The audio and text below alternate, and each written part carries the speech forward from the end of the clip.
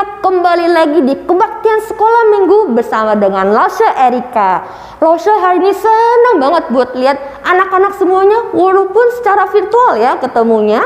Tapi Lausha masih bisa lihat nih, ada anak-anak yang masih lari-lari ke sana sini. Masih ada yang main gadget, buka tab yang lain. Ada juga yang masih makan.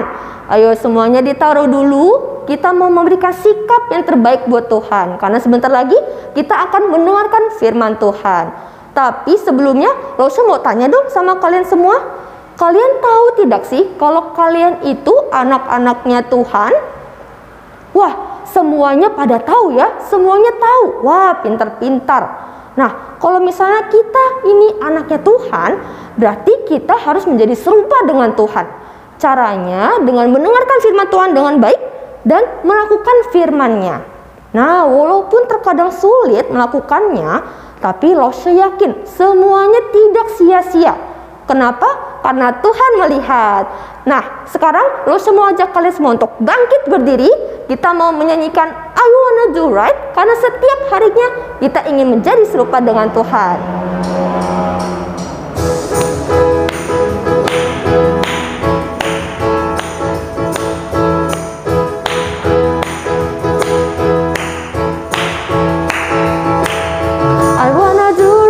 Wanna do what's right. I'm gonna give you all of my life. I put my trust in you, Jesus, and you show me how to do right. Hey, hey, every word I say, ooh, I wanna be like you. Oh my mind, every day goes by. I wanna be just like you. I wanna be just like you.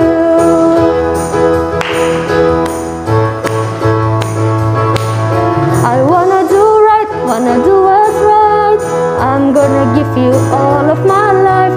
I put my trust in you, Jesus, and you show me how to do right. Hey, hey, every word I say,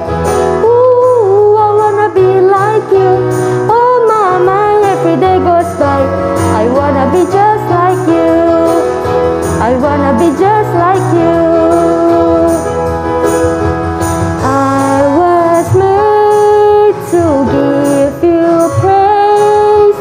Make me more like you. I was made to give you praise. Make me more like you.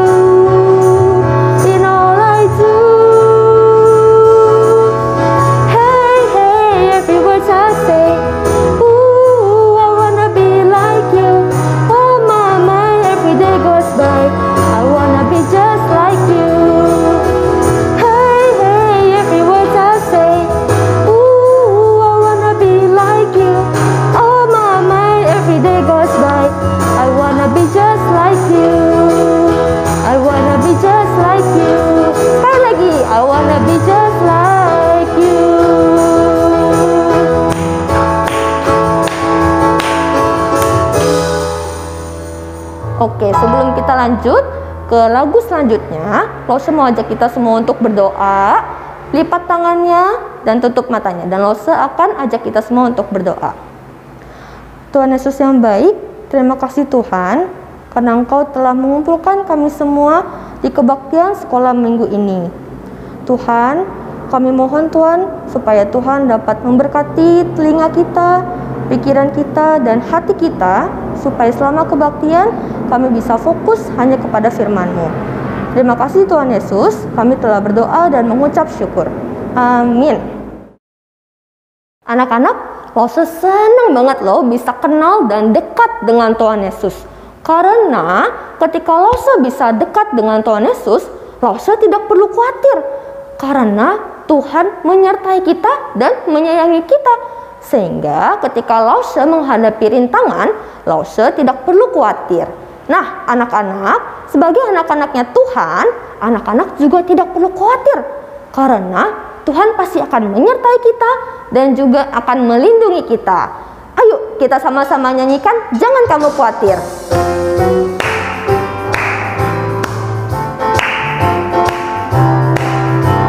Jangan kamu khawatir, burung di udara Dia pelihara. Jangan kamu khawatir, bunga di padang Dia hiasi.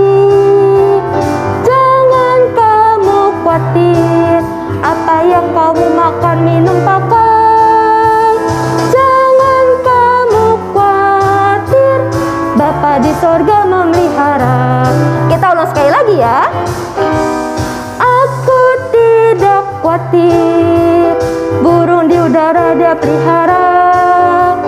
Aku tidak khawatir, bunga di padang Dia hiasi. Aku tidak khawatir, apa yang aku makan minum pakai. Aku tidak khawatir, Bapa di sorga peliharaku. Aku tidak khawatir, Bapa di sorga peliharaku. Sekali lagi. Aku tidak khawatir, Bapa di sorga peliharaku.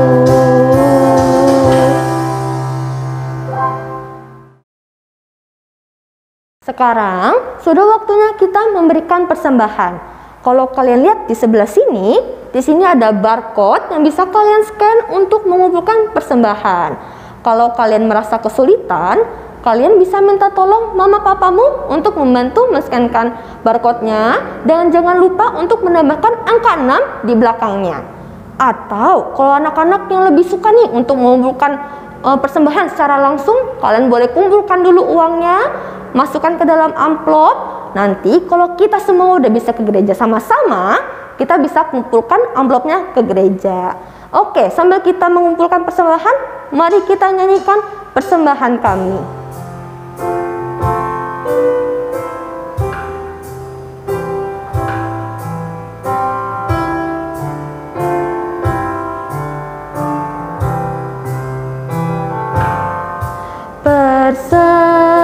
Persembahan kami pada hari ini, kiranya Tuhan terimalah dengan segenap hati. Persembahan kami, persembahan kami pada hari ini, kiranya Tuhan terimalah dengan segenap hati. Kiranya Tuhan terima.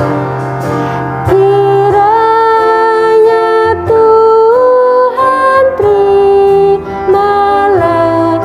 dengan segenap hati. Sekali lagi. Kiranya Tuhan terimalah dengan segenap hati. Mari kita berdoa anak-anak. Tuhan Yesus, terima kasih Tuhan. Sekarang kami sudah memberikan persembahan kami dari apa yang kami punya.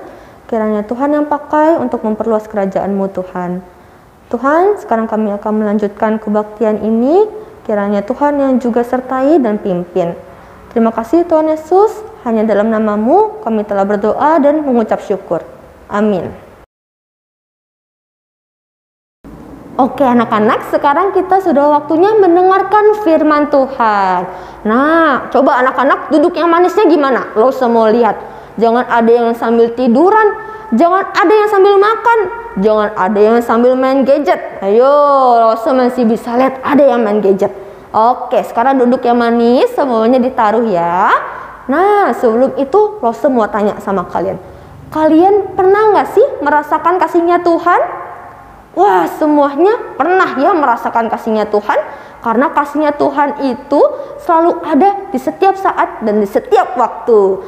Nah, sekarang Lose mau ajak kita semua untuk menyanyikan satu buah lagu sebelum kita mendengarkan firman Tuhan. Seindah siang disinari terang.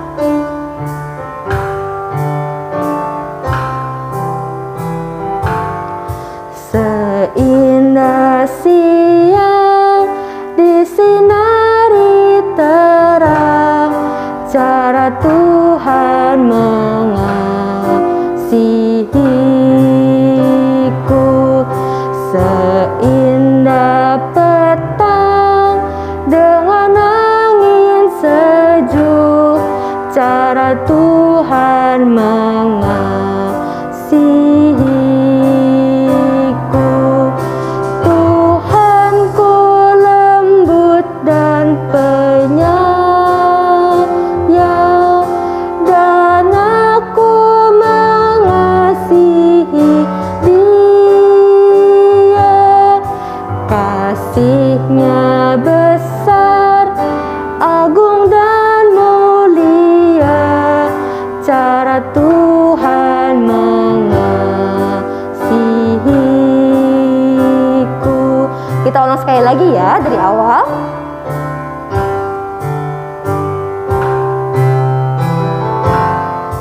Seindah siang disinari terang, cara Tuhan mengasihiku.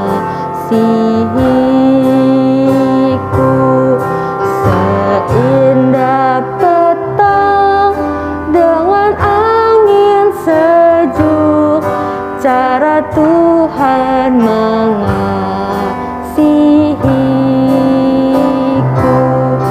Tuhanku lembut dan penyayang, dan aku mengasihi Dia. Kasihnya besar, agung dan mulia, cara Tuhan mengasihiku.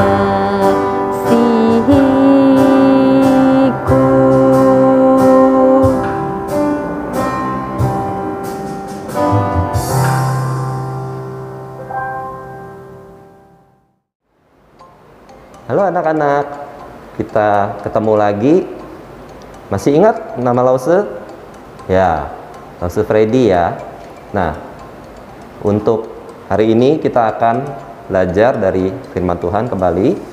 Sebelum kita belajar, mari kita sama-sama lipat tangan, kita tutup mata, kita tunduk kepala, kita berdoa.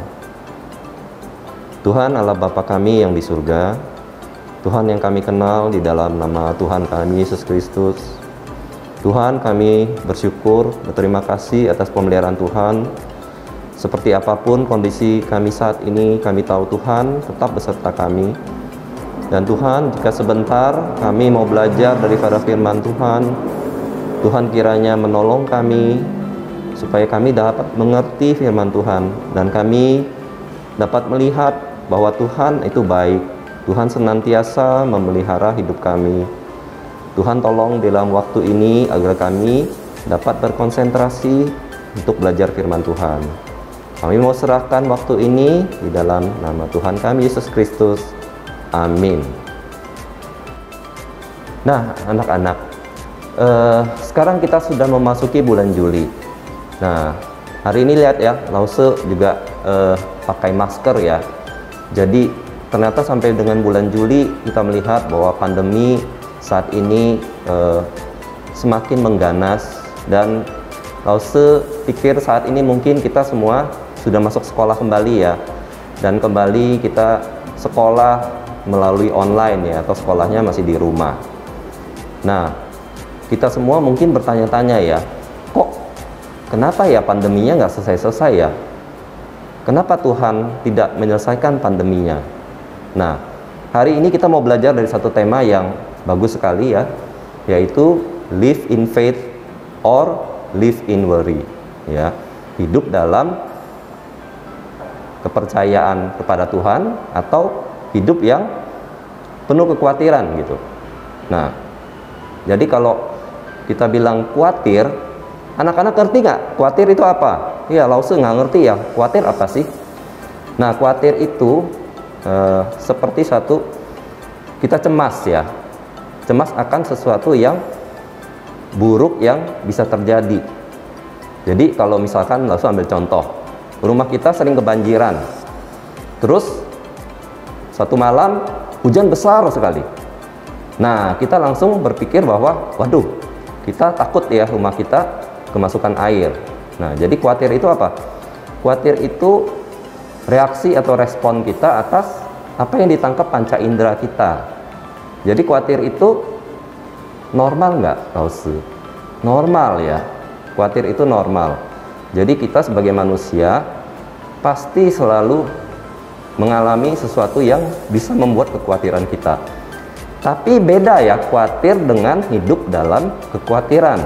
Jadi kalau kita hidup dalam kekhawatiran, kita fokusnya terus-menerus kepada masalah kita, sehingga kita lupa ya bahwa ada Tuhan. Tuhan yang maha kuasa yang memelihara kita. Tuhan yang berdaulat atas segala sesuatu. Jadi kita khawatir itu lumrah, tapi kita tidak boleh hidup dalam kekhawatiran, ya.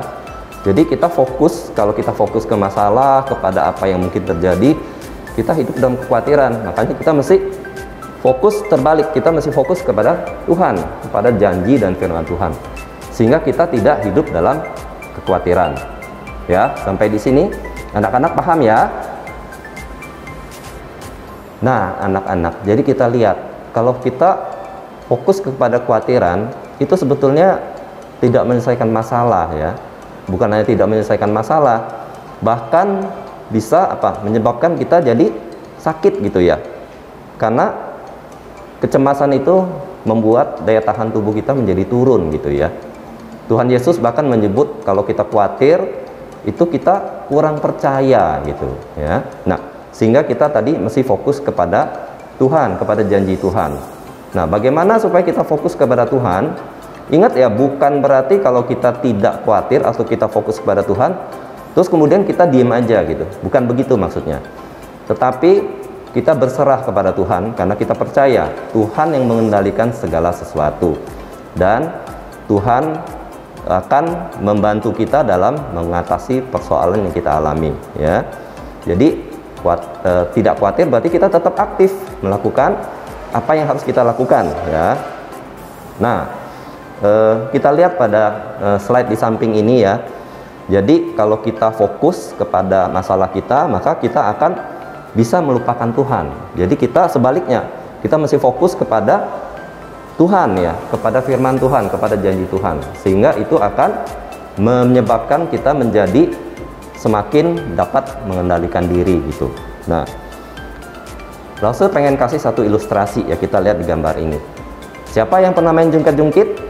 Semua pernah ya main jungkit-jungkit. Nah, kita lihat kalau main jungkit-jungkit itu berarti kalau satu lagi di bawah maka satu lagi di atas ya. Nah, demikian juga sebetulnya dengan kalau kita fokus pada kekhawatiran atau kita fokus kepada Tuhan gitu. Jadi kalau kita fokus pada Tuhan, maka kita percaya kepada Tuhan, maka kekhawatiran kita itu akan bisa ditekan. Sebaliknya kalau kita terus-menerus melihat pada kekhawatiran kita, maka itu dapat menyebabkan kita jadi kehilangan kepercayaan pada Tuhan. Jadi kita perlu fokus kepada janji dan firman Tuhan. Ya. Nah, sampai di sini semua anak-anak paham ya? Nah, anak-anak, jadi kita hari ini mau belajar dari firman Tuhan, bagaimana Tuhan memelihara hidup kita. Tuhan Yesus pernah berkata bahwa burung-burung di udara itu tidak menabur, tidak menuai, tidak mengumpulkan bekal, tapi dipelihara oleh Tuhan. Dan burung-burung itu dibandingin kita jauh lebih dari burung-burung itu. Ya, ini Tuhan Yesus bicara mengenai kekhawatiran akan makanan. Kemudian juga mengenai kekhawatiran akan pakaian. Tuhan Yesus menyampaikan mengenai bunga bakung di ladang ya. Bunga itu tidak memintal, tapi kalau dibandingkan bunga itu sangat indah ya, bunga bakung itu. Warnanya bermacam-macam ya. Nah, Tuhan menyatakan bahwa kalau bunga aja didandani sedemikian, apalagi kita yang manusia yang lebih dari itu. Nah, di sini Tuhan ingin menyatakan bahwa Tuhan akan memelihara kita, ya. Tuhan berjanji memelihara hidup kita. Yang perlu kita lakukan adalah kita percaya kepada Tuhan dan kita mencari Tuhan, mencari kerajaan Tuhan. Nah, Lause, maksudnya apa ya? Mencari kerajaan Tuhan, mencari kebenaran Tuhan gitu. Nah, maka kita saat ini akan belajar dari seorang tokoh Alkitab, ya, yang bernama Yusuf.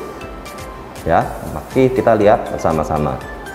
Anak-anak, siapa yang pernah dengar cerita tentang Yusuf? Ya, Lause percaya sebagian besar sudah pernah dengar, ya. Dan hari ini kita sedikit akan mengulang, ya. Cuman karena dengan terbatasnya waktu, Lause tidak akan membahas secara panjang lebar. Kita akan melihat kisah Yusuf secara up and downs-nya saja, yaitu pada beberapa bagian di mana ada peristiwa-peristiwa dalam hidup Yusuf yang kita bisa melihat, ya. Kita bisa belajar sesuatu dari situ. Nah, pertama kita tahu, ya, kita lihat di gambar sini, Yusuf itu anak dari Yakub dan dia memiliki 11 orang saudara, dan dari semua 12 orang itu Yusuflah yang paling disayang secara istimewa, ya, oleh Yakub papanya, sehingga menyebabkan saudara-saudaranya iri dan mereka menjual Yusuf. Ya, bayangin, ya, anak-anak, ya, saudaranya sendiri dijual gitu sebagai budak gitu, ya. Dan kemudian Yusuf ini oleh pembelinya dibawa ke Mesir dan akhirnya dibeli oleh seorang yang bernama Potifar. Siapa Potifar? Potifar itu adalah salah satu pejabat tinggi, ya, di Mesir, di istana Firaun. Nah, di dalam rumahnya Yusuf bekerja dengan rajin dan dia disertai Tuhan, sehingga akhirnya Potifar mempercayakan kepada Yusuf, ya, hartanya, pengelolaannya gitu, sehingga Yusuf ini menjadi orang nomor 2 di rumah tersebut. Nah, saking Yusuf ini sangat manis dan elok, ya, istri Potifar ternyata suka sama Yusuf gitu. Nah, ini malah menyebabkan Yusufnya diajak berbuat jahat, ya, oleh istrinya Potifar. Tetapi Yusuf tidak mau. Nah, karena marah, istri Potifar akhirnya memfitnah Yusuf, sehingga Yusuf dimasukkan ke dalam penjara. Nah, walaupun di penjara, ternyata Yusuf disertai Tuhan, ya, sehingga Yusuf mendapat kasih dari kepala penjara, ya. Dan di penjara itu Yusuf bertemu dengan seorang juru minuman raja, juru minuman Firaun, yang nantinya akan membuat Yusuf berkesempatan untuk bertemu dengan Raja Firaun. Ya, jadi Yusuf menafsirkan mimpi dari juru minuman itu dan kemudian juru minuman itu akhirnya dibebaskan. Nah, tapi ternyata setelah dibebaskan, juru minuman itu lupa, ya, kepada janjinya pada Yusuf. Nah, sampai setelah 2 tahun baru pada saat Firaun mengalami suatu mimpi yang menggelisahkannya, juru minuman itu teringat kepada Yusuf gitu. Dan akhirnya singkat cerita, Yusuf berhasil menafsirkan mimpi Firaun. Dan bukan hanya menafsirkan, ya. Apa mimpi Firaun itu?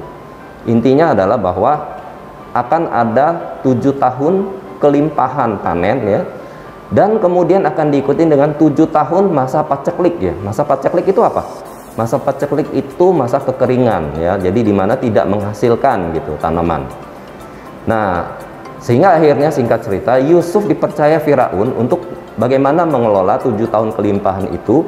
Maka Yusuf membuat satu perencanaan dan sehingga dalam 7 tahun itu Yusuf berhasil mengumpulkan sangat banyak pangan sampai berkelimpahan, sehingga rakyat Mesir selamat, tidak mengalami bahaya kelaparan. Nah, bukan hanya rakyat Mesir ternyata yang dilanda paceklik. Paceklik itu sampai juga ke Kanaan, di mana Yakub dan saudara-saudara Yusuf tinggal.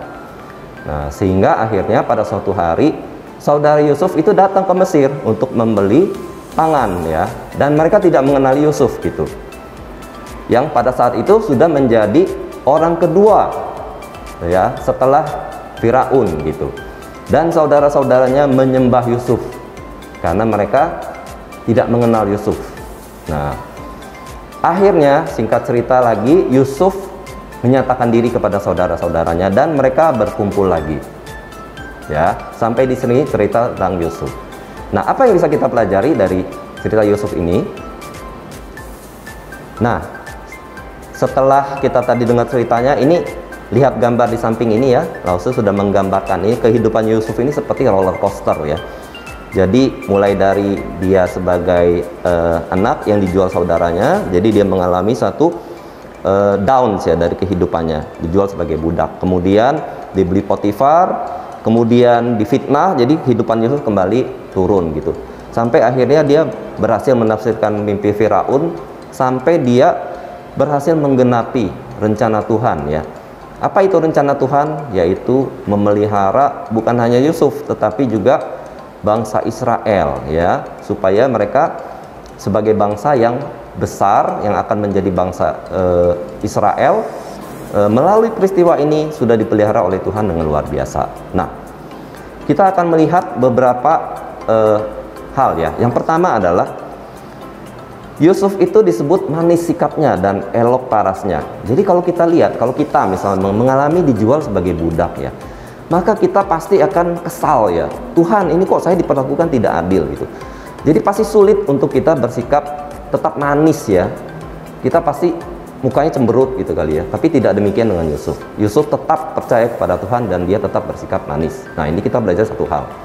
Kedua, pada saat Yusuf diajak oleh istri Potifar untuk berbuat jahat, apa yang disampaikan Yusuf? Bagaimana mungkin aku melakukan kejahatan yang besar ini dan berdosa terhadap Tuhan? Jadi Yusuf menolak ya. Walaupun konsekuensinya kita tahu, Yusuf akhirnya difitnah dan dipenjara. Tapi di sini kita belajar bahwa Yusuf mengutamakan Allah. Jadi dia tidak berani ya melanggar atau berdosa kepada Tuhan. Jadi Yusuf memilih untuk dia menanggung konsekuensi daripada dia berdosa gitu. Jadi di sini terlihat bahwa Yusuf sangat mengutamakan Allah.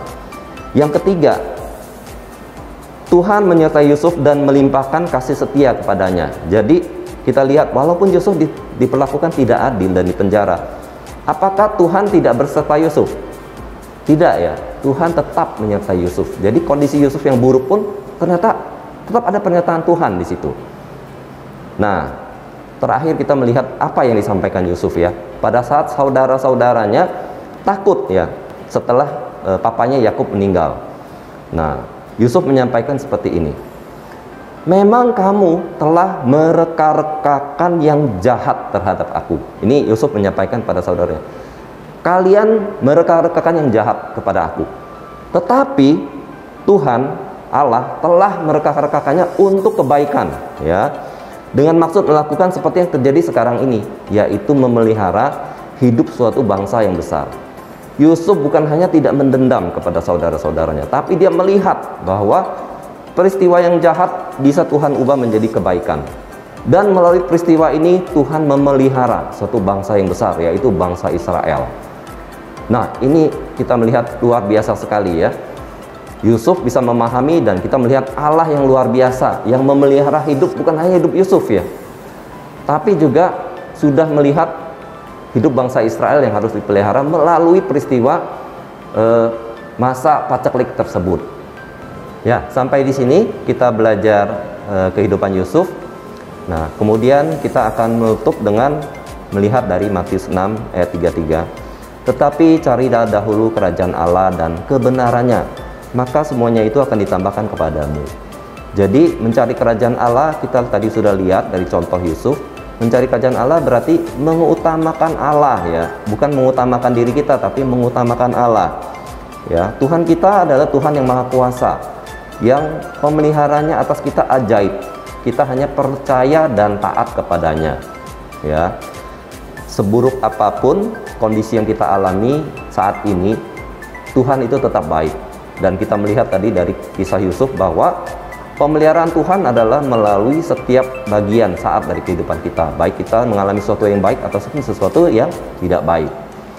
Nah, sebelum kita berdoa penutup, kita akan belajar dari ayat hafalan yang akan disampaikan oleh Lause Clarissa. Ayat hafalan hari ini berasal dari Imamat 19 ayat 2. Kuduslah kamu sebab aku Tuhan Allahmu kudus. Sekali lagi ya, Imamat 19 ayat 2. Kuduslah kamu sebab aku Tuhan Allahmu kudus. Nah, anak-anak, mari kita menutup ibadah kita pada hari ini. Kita kembali lipat tangan, kita tutup mata, kita tunduk kepala, kita berdoa.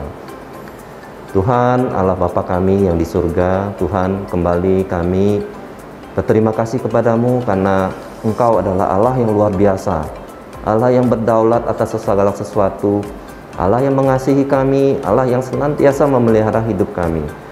Tuhan, biarlah kami terus mau belajar mengenal Engkau, sehingga kami semakin percaya kepadamu, belajar mengasihi Engkau semakin dalam. Tuhan, kiranya Engkau yang memelihara keluarga kami, bangsa kami yang saat ini sedang mengalami masa yang tidak mudah. Kami mau serahkan semua ini di dalam nama Tuhan kami Yesus Kristus, Juru Selamat kami yang hidup. Amin.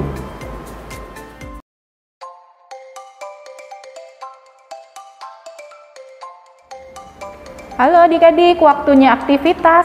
Bagaimana firman Tuhan hari ini?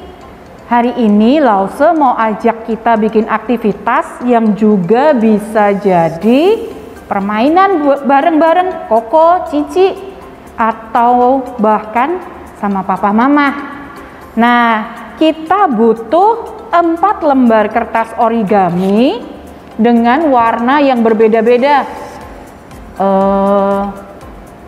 Lause pakai biru, pink, kuning, dan hijau. Lalu kita juga butuh lem, kita butuh gunting untuk memotong, double tip. Kalau nggak ada double tip berarti kita bisa pakai lem saja ya. Nah, caranya kita mau bikin seperti ini nih. Lause punya banyak nih. Apa ya ini ya, bentuknya kayak gini. Lause bikin 3 warna dengan bentuk yang sama, lalu 1 warna yang lain bentuk yang berbeda. Nah, untuk bikin seperti ini caranya, kertas lipat kita lipat jadi 2. Kalau adik-adik mau bikin polanya pakai spidol atau pulpen, berarti adik-adik lipat warnanya di bagian dalam supaya bekas pulpennya nanti tidak terlihat. Nah, setelah kita lipat jadi 2, kita lipat lagi kertas ini jadi 3 bagian yang sama besar. Caranya kayak gini. Lipat ini, lalu bagian satunya kita lipat ke belakang, terus kita samain deh.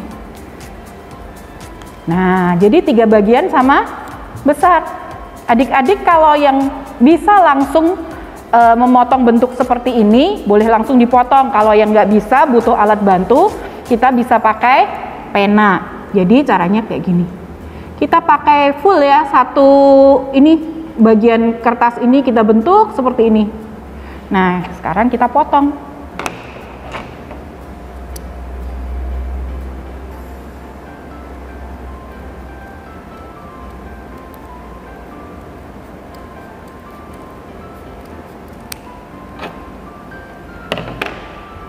Kita jadi punya 6 warna biru. Ini apa sih Lause? Apa ya ini ya? Nah, lakukan juga untuk 2 warna berbeda yang lain. Ya, nih, jadi kita punya 3 warna. Lause punya pink, kuning, dan biru. Untuk yang hijau, warna hijau, cara membuat lingkarannya sama. Kertas lipat, kita lipat jadi 2 bagian, lalu 2 bagian lagi, jadi 4 bagian. Jadi kita punya lingkaran seperti ini 4 buah. Nah, sekarang ini jadi apa ya? Menurut adik-adik ini jadi apa ya? Jadi kita belajar apa hari ini? Firman Tuhan belajar apa kita hari ini? Tentang kekhawatiran. Tadi diajarkan, diceritain sama Lause bahwa bunga itu menanam nggak ya? Bunga kok menanam Lause? Burung kalau makan, mesti nanam padi dulu nggak ya? Baru dia makan. Enggak kan? Nah, kalau bunga itu dandan nggak ya supaya dia jadi cantik? Enggak loh, jadi siapa yang membuat bunga-bunga itu cantik, burung-burung itu makan, bahkan burung-burung itu tidak menanam? Nah, itu clue game kita hari ini, itu clue aktivitas kita hari ini. Maksudnya apa loh, adik-adik? Dari potongan-potongan kertas ini, adik-adik bisa membuat bunga, adik-adik bisa membuat burung, atau adik-adik bisa membuat, adik-adik lihat ini idenya keluarnya apa ya? Supaya bisa jadi menarik, jadi games, Lose juga membawa dadu. Lose punyanya dadunya kecil sekali, kelihatan nggak ya di layar ya? Ini dadunya kecil sekali. Adik-adik bisa bermain dengan Koko atau Cici. Caranya gimana Lose? Kita tentukan dulu objek yang akan kita jadikan permainan apa. Misalnya nih bunga. Lose pakai satu potongan karton yang agak tebal ya. Adik-adik boleh pakai kertas atau apa aja yang agak tebal. Lose tempelkan double tip di tengahnya. Ini yang akan Lose pakai sebagai alas bunga. Nah, adik-adik caranya seperti ini. Misalnya adik-adik main berdua atau bertiga. Putarkan dadu, siapa yang menang itu boleh membuat bunga duluan. Yang angkanya paling besar boleh menempel kelopak bunga duluan. Nanti hasilnya siapa dong yang menang? Oh, seru kan game aktivitas kita hari ini? Contohnya seperti ini ya. Misalnya nih, Lose main dan Lose yang menang. Lose tempel satu. Kelopak ini isinya, bunga ini isinya 9 kelopak. Jadi adik-adik bisa bermain memutar sebanyak 9 dadu. Seperti ini ya.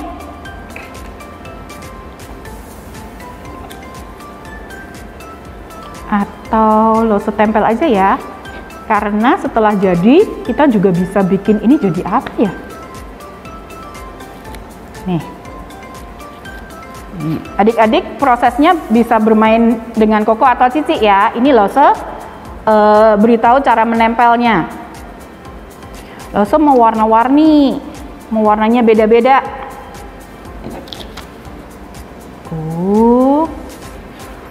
Kuning lagi, pink lagi,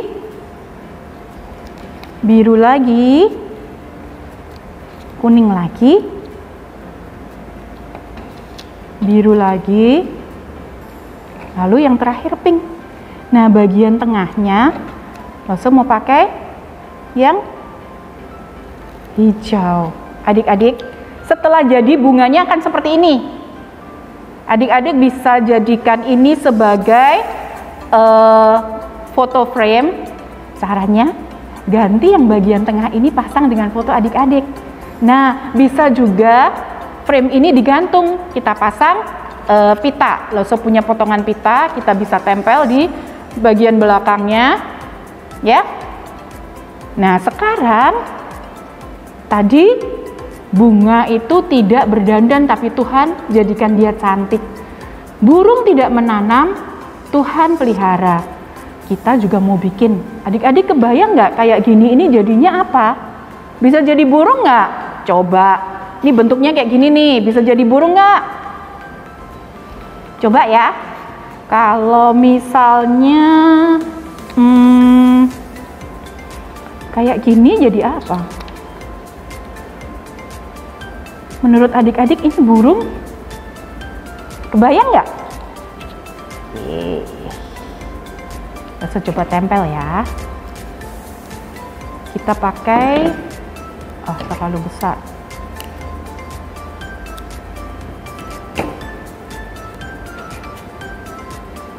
Kita tempel di sini. Kalau yang nggak punya pakai double tip, pakai lem juga boleh. Kita akan bikin sayap seperti ini. Lalu lingkarannya kita jadikan kepala. Lalu itu bukan burung, itu lebih mirip kupu-kupu. Iya, adik-adik juga boleh, seandainya menurut adik-adik ini berbentuknya lebih mirip kupu-kupu, adik-adik boleh bikin kupu-kupu. Jangan lupa kasih mata. Kupu-kupu juga binatang yang Tuhan pelihara. Ini aktivitas hari ini. Aktivitas itu dibuat supaya adik-adik gampang mengingat-ingat firman Tuhan yang adik-adik pelajari hari ini. Jadi bunga maupun kupu-kupu atau burung atau mungkin nanti dari sisa kertas ini adik-adik punya ide apa lagi? Boleh ya, adik-adik boleh fotoin, kirim ke Lause masing-masing hasilnya apa. Adik-adik bisa mengingat dan selalu diingatkan bahwa Tuhan itu memelihara burung-burung, bunga-bunga, apalagi kita anak-anaknya. Foto frame yang ada di sini, yang ada foto adik-adik itu juga bisa mengingatkan bahwa Tuhan memelihara kita, anak-anaknya yang dikasihinya. Nah, aktivitas kita selesai, ibadah minggu kita selesai, sampai ketemu minggu depan. Tuhan Yesus memberkati.